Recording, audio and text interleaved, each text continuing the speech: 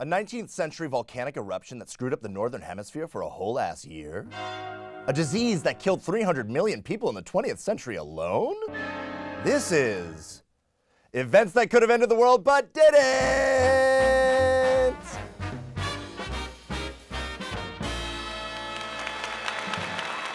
Welcome to Terrible Tales. I'm your host, Billy Bing Bong, and we are here today with Fielder, Tucker, and Vivian. Welcome on in, guys. Thank you for having us. So for those of you that don't know, Terrible Tales is a quiz show. How it works is, as I beautifully recount the story of a terrifying historical event, I will quiz my three acceptable guests about the topic. The person with the highest score wins a special prize that is unique to each episode and is only revealed once the game is over. Is it a car? Maybe. A trip to Hawaii? No. No. Does that make sense, guys? My parents were married in Hawaii. Aw, that's so sweet. And divorced in LA.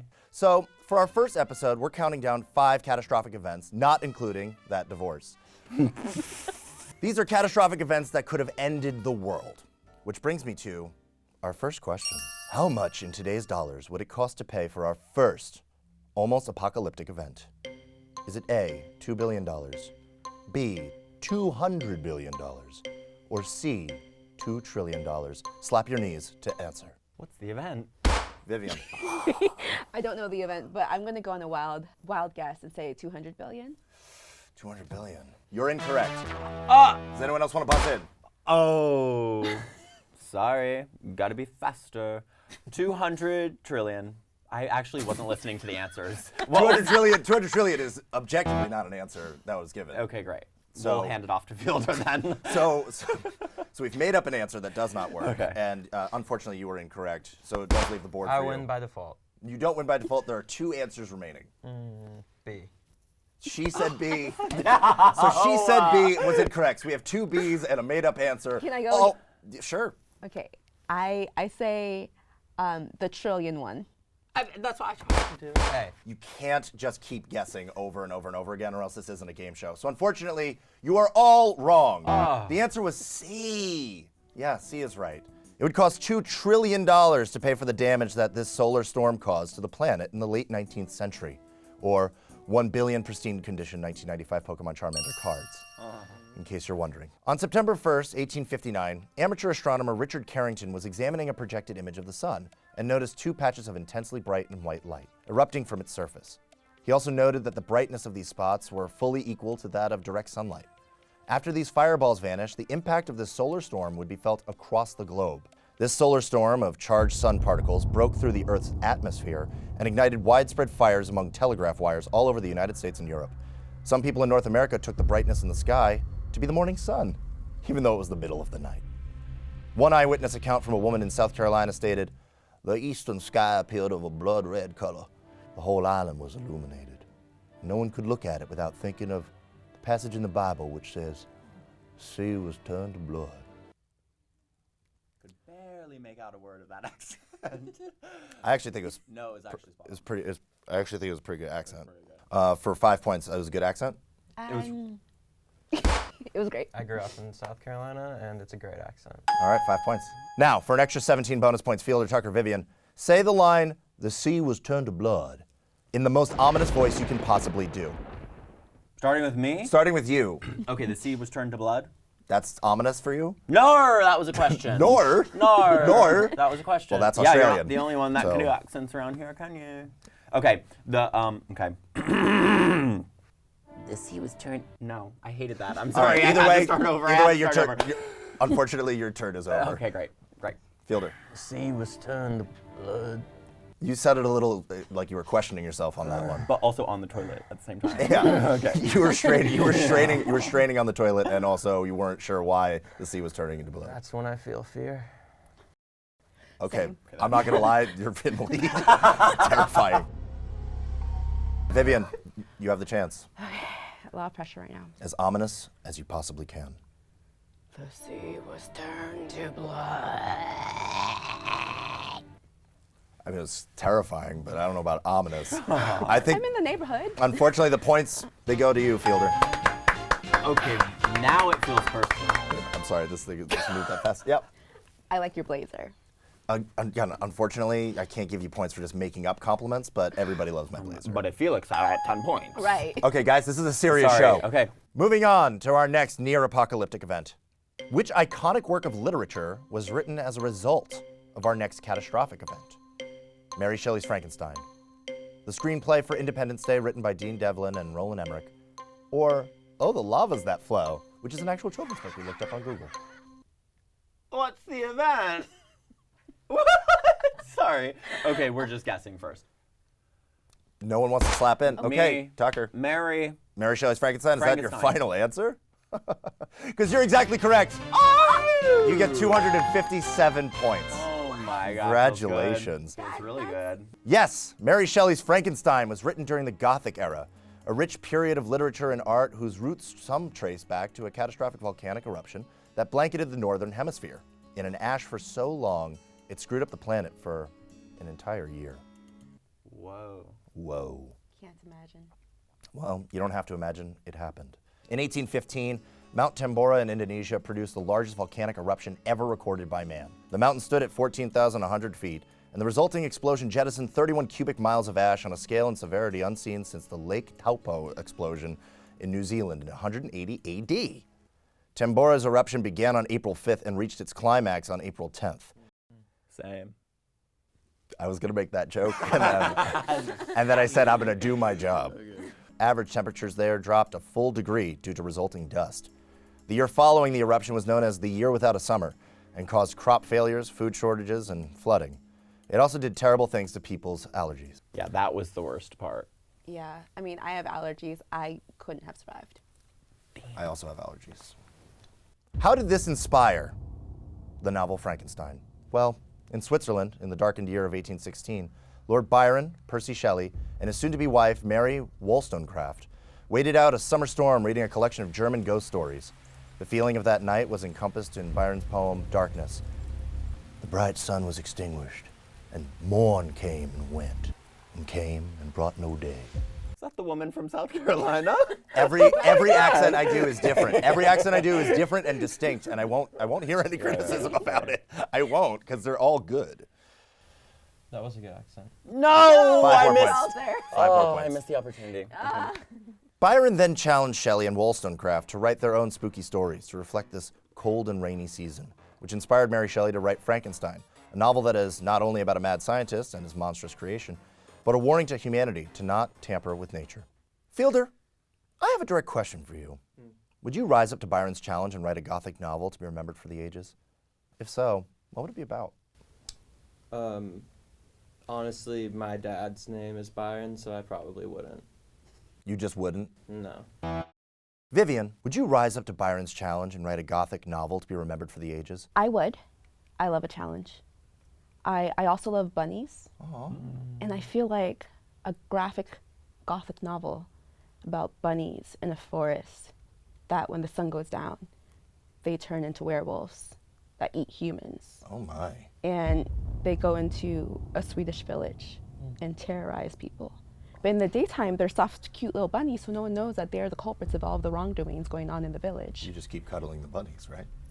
But if you cuddle them too long and too far into the day, that could be the end of you.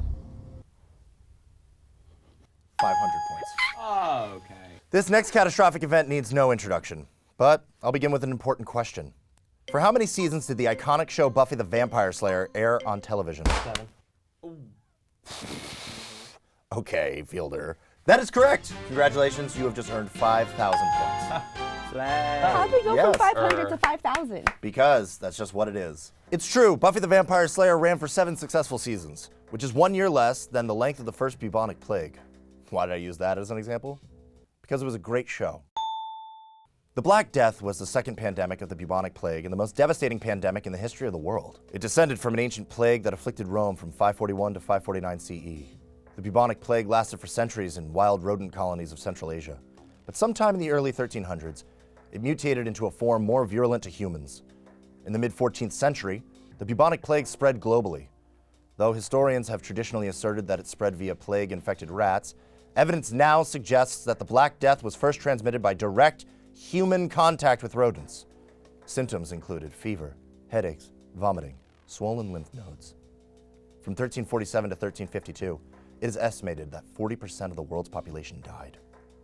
Treatments at the time included strapping live hens at the site of a swollen lymph node, drinking pus from popped boo-boos, and avoiding bathing unless it was in your own urine. Nice. All right, Fielder, Tucker, Vivian. What treatment would you prefer and why? This is for 0 points, I'm just genuinely curious. Modern medicine? Is that Oh, it? well, that's not one of the options. Okay. So you've just lost all your points. You're back down to 0. Great. I feel like I've heard somewhere that if you're stung by like a stingray, you should pee on yourself. It's a jellyfish. I believe. Jellyfish. So as long as it's my own urine, then we're Gucci. Like I can deal with that. Bodily fluids. Urine sterile. Yeah, sure. And it can turn into wine if you need it to. Fielder, which one would you prefer? Leeches. Bloodletting Bloodletting. with leeches. Okay. I'm going to take that as pus from the boo-boos. For the boo-boos? From the boo-boos. Is that what the word is supposed to be, is boo-boos? All right, our producer says we don't know. Now, for a bonus question. When was the last known case of the bubonic plague recorded? A, in the 18th century before the disease was largely eradicated. B, in 2020, COVID times, somewhere in sunny California. Or C, 1982 at a Motley Crue concert in West Hollywood. Yes, Vivian. C is calling me, but I'm gonna say A. Going with A. I'm gonna go with A. That would be cool if that was right, but A is incorrect. Tucker's slapping more, but Fielder, I believe, slapped in first. So I am going to go with Fielder. 2020. Oh. 2020? Oh, yeah. Oh yeah, were you the case? No. You said oh yeah. I know. I'm certain. Yes, it was 2020. But no fret, because the bubonic plague is very much treatable, even though I was just as shocked as you might be that it's still hanging around, lingering, right under our noses, ever present, always around us. Speaking of hanging under our noses and things that hang above in the sky, Segway King. Segway King, asteroids. My next question, in what year did the largest asteroid impact in recorded history take place? A, 945 CE, B, 1800 BC, or C, 1908 CE. You guys need to slap in to I answer. don't remember the answers again. Well, you're just going to say a letter. I know you. Oh, B. B is incorrect. Fielder, C. you believe the answer is C? You have the quiet confidence of a serial killer. You are a direct assassin, and I don't know if you've been wrong yet. The correct answer is C. That is absolutely correct. You get 800 points. Yes, the same year that Henry Ford's Model T debuted and Betty Davis was born, the world experienced the largest asteroid impact in recorded history. The event, known as the Tunguska River explosion, happened in a sparsely populated forest land in Siberia, Russia. The impact killed wildlife and flattened approximately 80 million trees over an area of 830 square miles.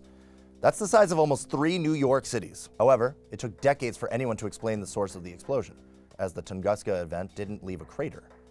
Now, scientists believe the object didn't technically hit Earth, and instead exploded in the atmosphere in what is known as an airburst. Even under these circumstances, it still released energy equivalent to that of about 185 Hiroshima bombs. I can only imagine what would have happened if it had actually made impact. Now, for 200 bonus points, all 3 contestants, I need you to make the sound of an asteroid bursting into the sky. The best impression wins. Length is a factor, as I imagine it lasted for at least a minute. Your time begins immediately.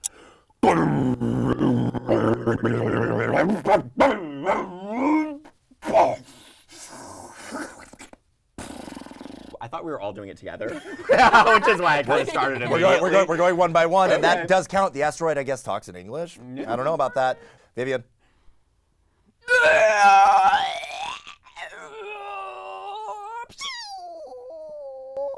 I watched Don't Look Up, and that's my inspiration. You took that from the movie Don't Look Up with Adam McKay? Yep, Okay. exactly. Fielder.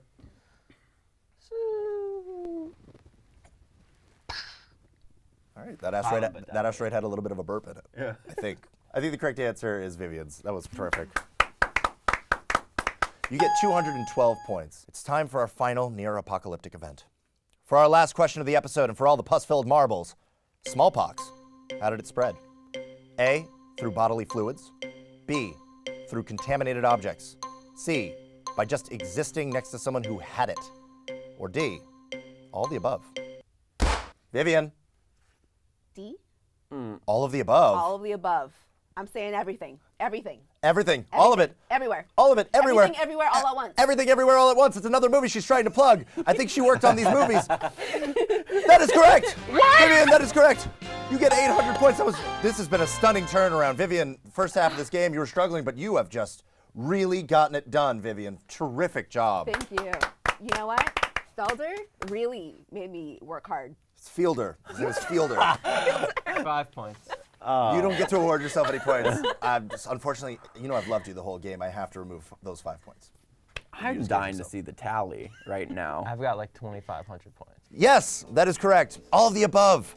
Yes, just by existing, you could succumb to smallpox, one of the deadliest diseases to ever affect mankind. Smallpox had a 30% mortality rate.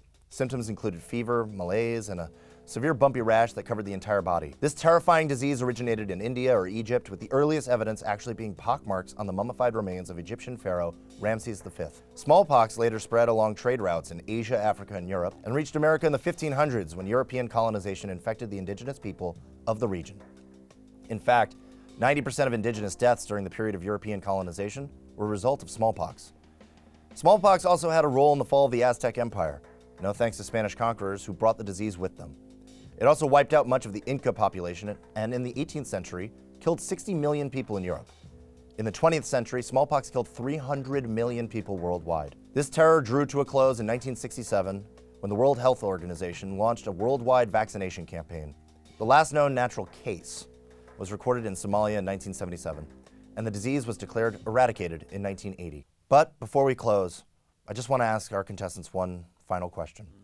What is your favorite terrible event? Fielder. Frankenstein. Like in real life?